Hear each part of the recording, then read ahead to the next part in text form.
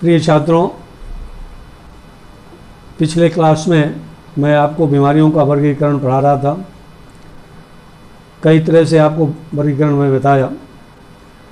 अब मैं, जैसा कि आप जानते हैं, पौधों में 75% बीमारियां केवल फफूंद से होती हैं। और फफूंद का नाम सुनते ही आपको लगता होगा कि ये तो बड़ा ही नुकसानदेह चीज़ है फफूंद। और आजकल तो फफूंद से और भी लोग डरे हुए हैं। इस कोरोना काल में ब्लैक फंगस और वाइट फंगस भी आ रहा है जो बहुत ही फैटल है। तो फंगस का नाम सुनते ही लोगों के दिमाग में ये आता है कि ये तो बड़ा नुकसानदेह चीज़ है, हमारा दुश्मन है। लेकिन छात्रों, फंगस हमारे जीवन में बहुत ही लाभ भी पहुंचाता है। इससे हम लोग बहुत सारे फ़ायदे लेते हैं। तो आपको मैं पहले फंगस से होने वाले फ़ायदे के बारे में बताऊं, जिससे आप इससे चिढ़े ना, क्योंकि इसका अध्ययन तो आपको करना ही पड़ेगा। तभी आप बीमारियों को समझ सकेंगे और उनका रोकथाम करेंगे। तो फिलहाल मैं पहले आपको इसके लाभ के बारे में बताना चाहता हूँ। Decomposition of plant debris with the help of cellulase. बच्चों, फंगस बहुत तरह के एंजाइम्स प्रोड्यूस करते हैं और इनके एंजाइम्स अलग अलग प्रभाव रखते हैं। फंगस के द्वारा सेलुलेज एक एंजाइम है जो पादप अवशेष को, जो भूमि में रह जाता है, उसको जल्दी से ये सड़ा देता है, डिकम्पोज कर देता है और वो पुनः खाद के रूप में परिणित हो जाता है और उसे पौधे ले लेते हैं। दूसरा जो इसका लाभ है, ये बायो कंट्रोल एजेंट है। आप ट्राइकोडर्मा का नाम सुने होंगे। आजकल ट्राइकोडर्मा का प्रयोग बीमारियों के रोकथाम के लिए, सीड ट्रीटमेंट के लिए, छिड़काव के लिए किया जा रहा है और आप आगे चल करके इसके बारे में और पढ़ेंगे। तो ये बायो कंट्रोल के यानी जैविक नियंत्रण भी करता है बीमारियों की। इसके बाद इसका औद्योगिक महत्व बहुत है। अब देखिए, ऑर्गेनिक एसिड प्रोडक्शन। तो ये कई तरह के एसिड्स फंगस से बनते हैं।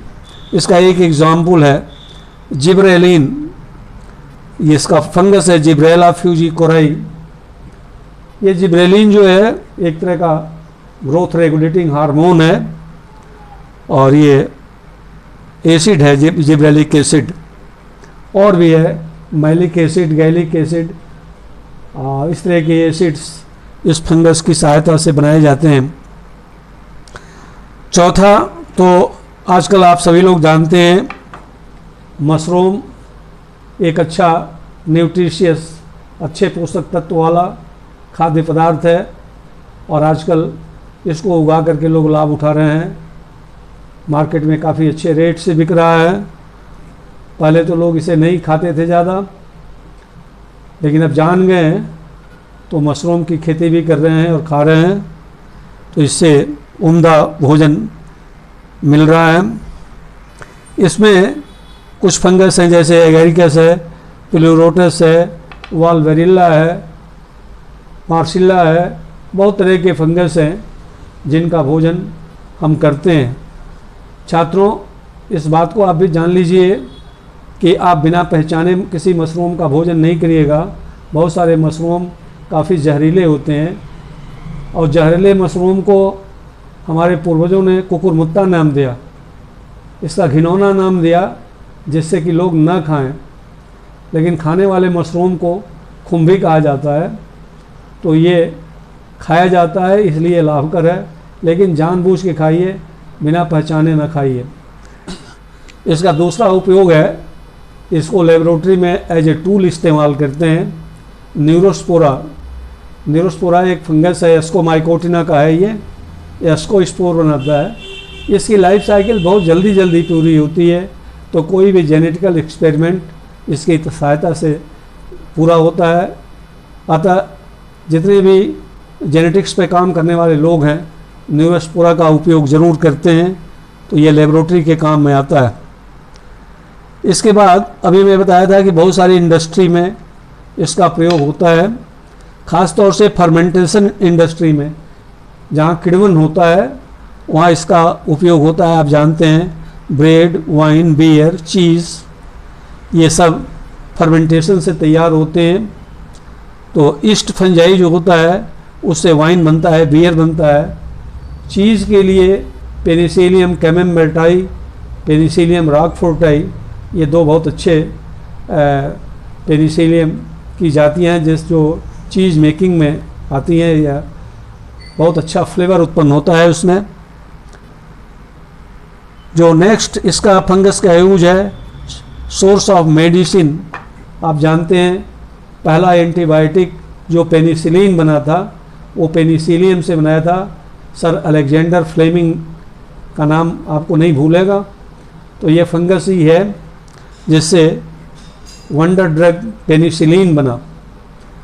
सेकेंड वर्ल्ड वार के टाइम में और भी फंगस हैं जिनसे एंटीबायोटिक्स बनाई जाती हैं। तो मेडिसिन इंडस्ट्री में भी इसकी काफ़ी पैठ है। सॉयल इनहेबिटेंट्स, बहुत से फफूद सॉयल में रहते हैं, जैसे फ्यूजेरियम है, चिटोमियम है, एस्पेजिलस है, म्यूकर है। ये भूमि के फर्टिलिटी को बढ़ाते हैं और उसमें रह करके ये सॉयल के कणों को बड़ा कर देते हैं, जिससे वाटर होल्डिंग कैपेसिटी बन जाती है। और ख़ास तौर से कुछ न्यूट्रिएंट्स के अवेलेबिलिटी में भी इनका योगदान होता, अवेलेबल कराते हैं क्रॉप प्लांट्स को। एंटोमोजेनस फंजाई, बहुत से ऐसे फंगस हैं जिनका प्रयोग कीड़े के रोकथाम के लिए हम करते हैं, इंसेक्ट पेस्ट को नियंत्रित करते हैं, जैसे मेटाराइजियम, ट्राइकोग्रामा, बावेरिया, एनाइसोपेली। ये सब ऐसे फफूद हैं जिनके हम इंसेक्ट कंट्रोल के काम में लाते हैं। तो आप समझ गए होंगे कि फफूंद केवल आपका दुश्मन ही नहीं है, ये आपको लाभ भी पहुंचाता है।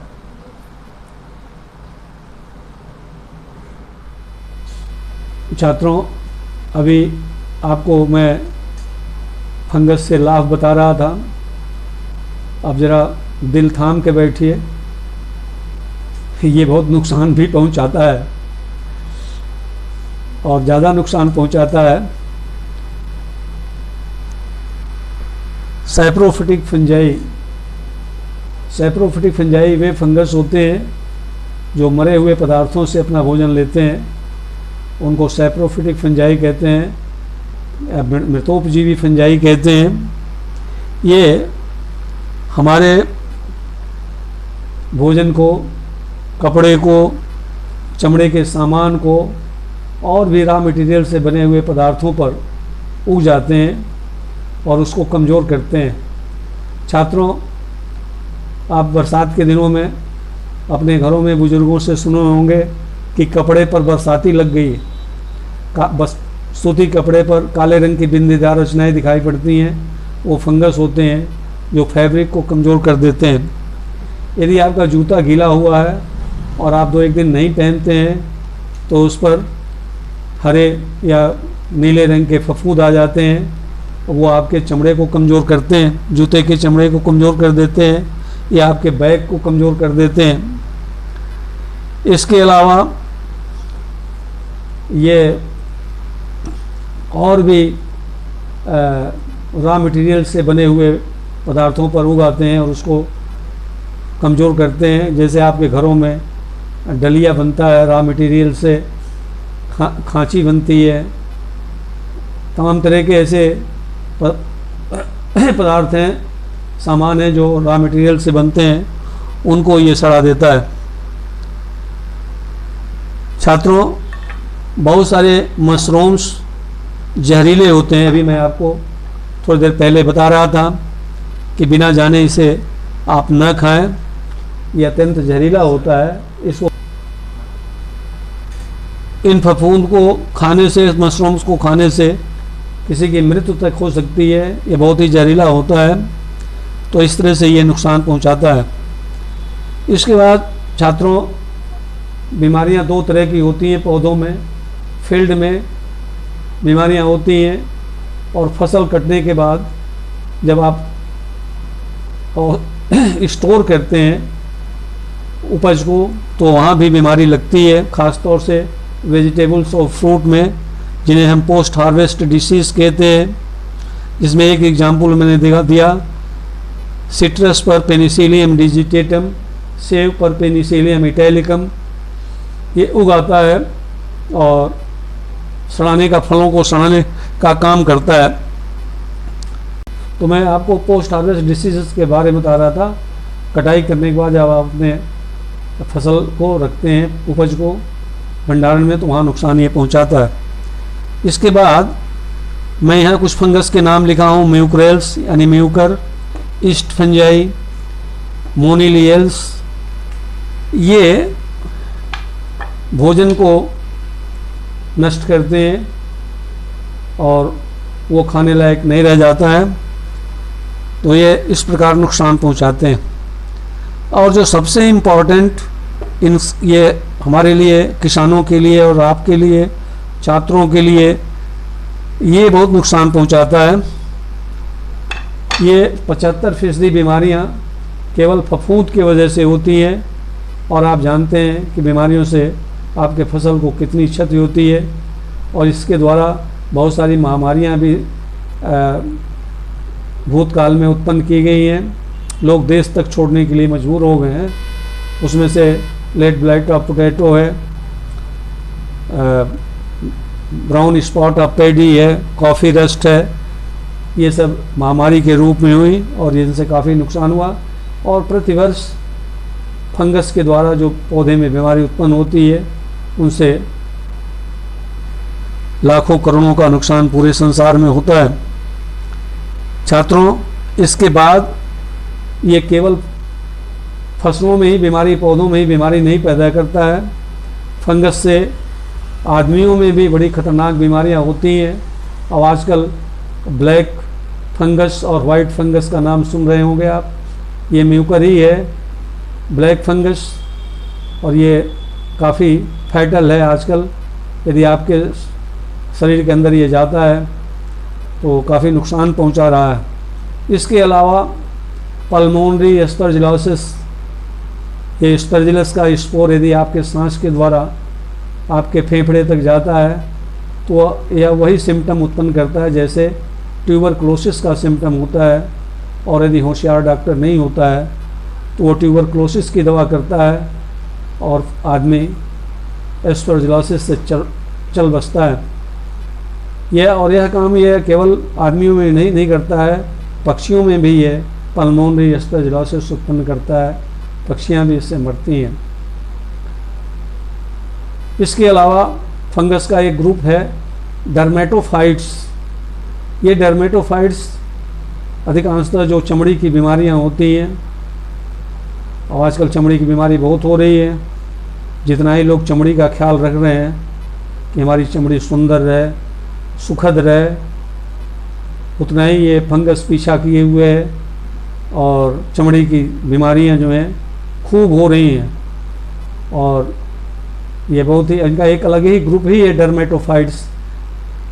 और चमड़ी पर चूँकि होता है, चमड़ी को हम एपिडर्म कहते हैं, और इस पर बहुत सी बीमारियां फंगस के द्वारा होती हैं। तो इस तरह से फंगस से हमें बहुत ही नुकसान भी होता है। हमारा ख्याल है आप इसके नुकसान से ज़्यादा परिचित हो गए और आपको ज़्यादा प्रभावित कर दिया होगा।